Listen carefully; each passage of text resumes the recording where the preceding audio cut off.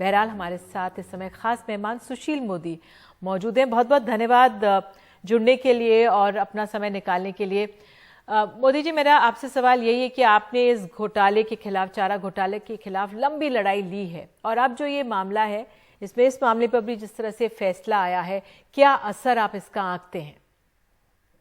देखिए, जहां तक राजनीतिक असर की बात है तो लालू जी का राजनीतिक असर तो बहुत पहले ही समाप्त हो चुका है। 2010 के विधानसभा चुनाव में लालू यादव ने धुआंधार प्रचार किया था और 24 सीट पर सिमट गए थे। तो जो राष्ट्रीय जनता दल बिहार में 15 साल तक जिसने शासन किया, जिसके पास 170-80 विधायकों का प्रचंड बहुमत था, वो पार्टी 22-23 सीटों पर सिमट गई। और ये 2019 का लोकसभा चुनाव हो, 2014 का चुनाव हो, और अभी तो जो बाई इलेक्शन हुआ उसमें लालू जी बीमारी के बावजूद भाषण देने गए तारापुर और चुनाव हार गए। इसलिए देखिए, जो लालू युग है उसका अंत हो चुका है। अब उनके बच्चे क्या करें, उनका क्या होगा, मैं उस पर टीका टिप्पणी नहीं करूंगा। लेकिन लालू जी के नाम पर आज भी भीड़ इकट्ठा होती है और आगे भी भीड़ इकट्ठा होगी, लेकिन वो भीड़ वोट में तब्दील नहीं होगी, क्योंकि लोगों ने लालू जी का 15 साल का राज देखा है। तो लोग किसी हालत में लालू जी को फिर मौका देने के पक्ष में नहीं है। तो इसलिए इसका जो राजनीतिक निहितार्थ है वो तो ये है कि लालू युग का अंत हो चुका है बिहार के अंदर।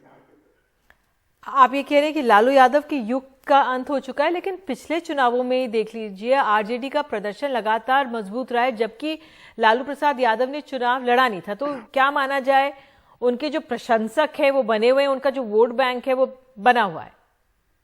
मैंने देखिए लालू युग का कहा, अब तेजस्वी युग का क्या होगा ये तो भविष्य बताएगा। लेकिन लालू यादव का अगर प्रभाव होता तो 2010 के विधानसभा चुनाव में वो 24 सीट पर क्यों सिमट जाते? 2019 में, 2014 में तो उन्होंने धुआंधार प्रचार किया था, फिर क्यों नहीं सीट जीत पाए?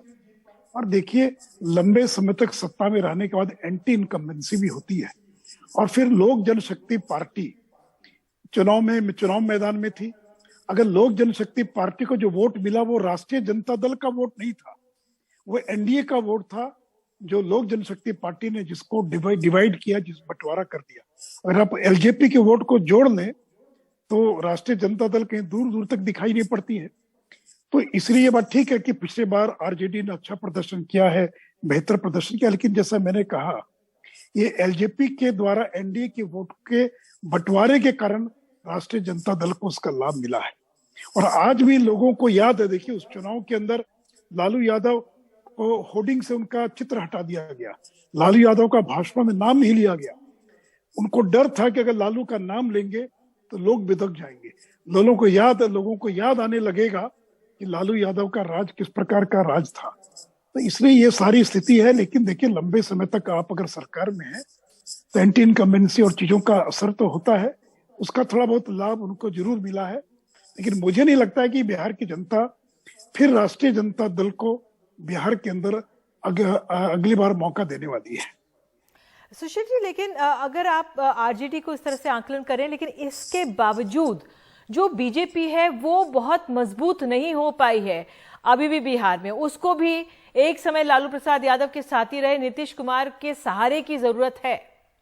क्यों? ये ठीक है, अगर हर राज्य में हम इतने मजबूत नहीं कि अपने बलबूते चुनाव लड़ सके, और हम सहयोगी दलों के साथ मिलकर चुनाव लड़ रहे हैं।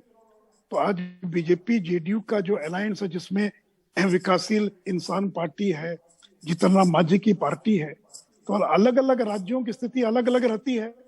बिहार के अंदर समाजवादी आंदोलन का एक लंबा इतिहास है, कम्युनिस्ट आंदोलन का एक लंबा इतिहास है, तो बहुत सारे कारण है उसके। लेकिन आज बीजेपी पहले एक सीट हमारी राष्ट्रीय जनता दल से कम है, और 2010 में तो हम 91 सीट हम लोगों ने जीता था, और लोकसभा के चुनाव में बीजेपी जेडीयू गठबंधन ने और 34 सीटों को जीतने का काम किया है। तो इसलिए जो गठबंधन है, अलग अलग राज्यों की स्थिति रहती है। आज हम अपने गठबंधन के साथ राष्ट्रीय जनता दल कांग्रेस का मुकाबला बिहार में कर रहे हैं। जी सुशील जी, इस चारा घोटाले से जुड़ी हुई एक खबर में कुछ लोगों से बात कर रही थी, जो स्थानीय लोग हैं, कुछ की राय ये है कि इस घोटाले में जो अगड़ी जाति के नेता थे उनको कम सजा मिली या ना के बराबर मिली, और जो पिछड़ी जाति के थे वो इसके लपेटे में आए। देखिए, मैं नहीं समझ पा रहा हूं कि इसमें कोर्ट का फैसला है। अब कोर्ट ने कोई जाति के आधार पर भेदभाव किया हो तो इनको चैलेंज करना चाहिए, लेकिन आप ही सोचिए कोर्ट क्या कोई जाति के आधार पर फैसला करता है क्या? वे लालू यादव मुख्यमंत्री थे, उन पर मुख्य षड्यंत्रकारी होने का आरोप है, तो इसलिए लालू यादव अगर मुख्यमंत्री नहीं होते तो शायद उनको भी कम सजा मिलती। इसलिए आप मुख्यमंत्री हैं और अगर आपको बेल मिल गई तो कहते कि न्यायपालिका, हमको न्याय पर पूरा भरोसा है और हमारी जीत हुई, और कल सजा मिल जाती है तो जातिवाद की बात करते हैं। मिली थी जी। तो जगन्नाथ मिश्रा कोई नेता प्रतिपक्ष थे, वो कोई मुख्यमंत्री नहीं थे बिहार के, और इसमें फिर हर आदमी की भूमिका क्या है इस पर कोर्ट फैसला करता है। और अगर उनको लगता है तो उनको चैलेंज करना चाहिए कि मैं पिछड़े वर्ग का था इसलिए मुझे सजा दी जा रही है, इसलिए बड़ा ये हास्यास्पद आरोप है। तो अपने प्रशंसकों को, समर्थकों को खुश करने के लिए ये बात कही जा सकती है कि मैं बैकवर्ड हूं इसलिए देखिए मुझे, और मिश्रा को बेल और लालू को जेल। तो आखिर मिश्रा जी को बेल मिली तो लालू यादव को भी तो बेल मिली कि नहीं मिली? तो ये सब आरोप कि पूर्वाग्रह से ग्रसित होकर राजनीतिक विद्वेष के कारण मिला। तो देवगौड़ा जब देश के प्रधानमंत्री थे, आपके समर्थन से देवगौड़ा प्रधानमंत्री बने, लालू जी तो दावा करते हैं कि मैंने बनाया उनको। और चार्जशीट फाइल कब हुई? जब देवगौड़ा प्रधानमंत्री थे। फिर आप तो 10 साल तक केंद्र की सत्ता में थे, 5 साल तक रेल मंत्री थे। आप अगर चाहते तो क्या अपना मुकदमा खत्म करवा लेते? देखिए, अगर पटना कोर्ट की मॉनिटरिंग नहीं होती तो ये मामला कब का लालू यादव रफा दफा कर दिया होता। और डॉक्टर AK विश्वास जो बाद में जाकर तृणमूल कांग्रेस के MLA बने, मंत्री बने, उनका जैसा ईमानदार शख्स अगर CBI में नहीं होता, और राकेश अस्थाना जो अभी वर्तमान में दिल्ली के पुलिस कमिश्नर हैं, अगर ये लोग नहीं होते और पटना हाईकोर्ट की मॉनिटरिंग नहीं होती तो लालू यादव तो बड़े बड़े लोगों को मैनेज कर लेता है। वो कब इन सारे लोगों को मैनेज करके और मामले को रफा दफा करके और निकल गए होते।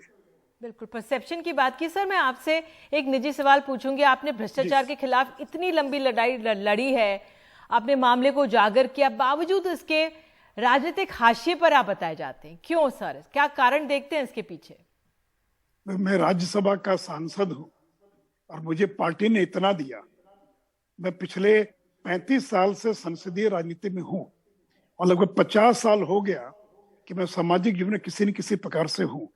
तो जिस पार्टी ने मुझे इतना दिया तो मुझे तो इसी से संतोष है कि मेरे जैसे व्यक्ति को नेता प्रतिपक्ष, डिप्टी CM, वित्त मंत्री, राज्यसभा, चारों सदन को देखने का मौका मिला।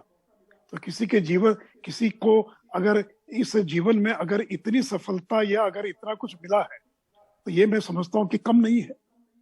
जी, आखिरी सवाल सर, मैं आपसे जानना चाहूंगी, अभी तमाम राज्यों में चुनाव चल रहे हैं, जो ये फैसला हुआ है, क्या चुनावी माहौल में इसका कुछ असर पड़ेगा? नहीं, मुझे नहीं लगता है कि ये अन्य राज्यों से इसका कोई संबंध नहीं है। तो इसलिए लालू यादव को कोई पहली बार सजा नहीं हुई है, ये 5वीं बार सजा हुई है, और इसके बीच में इतने चुनाव हुए। तो जो असर होना था वो पहले दूसरी बार के चुनाव में हो गए, जो असर होना था। अब मुझे नहीं लगता है कि लालू यादव जेल में रहे, बाहर रहे, प्रचार करें न करें, अब उसका कोई असर न तो बिहार के चुनाव पर होने वाला है, न देश के किसी अन्य राज्य के चुनाव पर होने वाला है। और लालू जी तो गए थे प्रचार करने उत्तर प्रदेश के अंदर, उनको कहीं 200 वोट आया था, कहीं 500 वोट आया था। तो इसलिए कोई क्षेत्रीय दल को दूसरे राज्य के अंदर और कोई घास में डालने के लिए तैयार नहीं होता है। जी, आप हमारे साथ जुड़े, समय दिया सुशील मोदी जी, बहुत बहुत धन्यवाद जुड़ने के लिए, बहुत बहुत धन्यवाद जुड़ने के लिए। नमस्कार।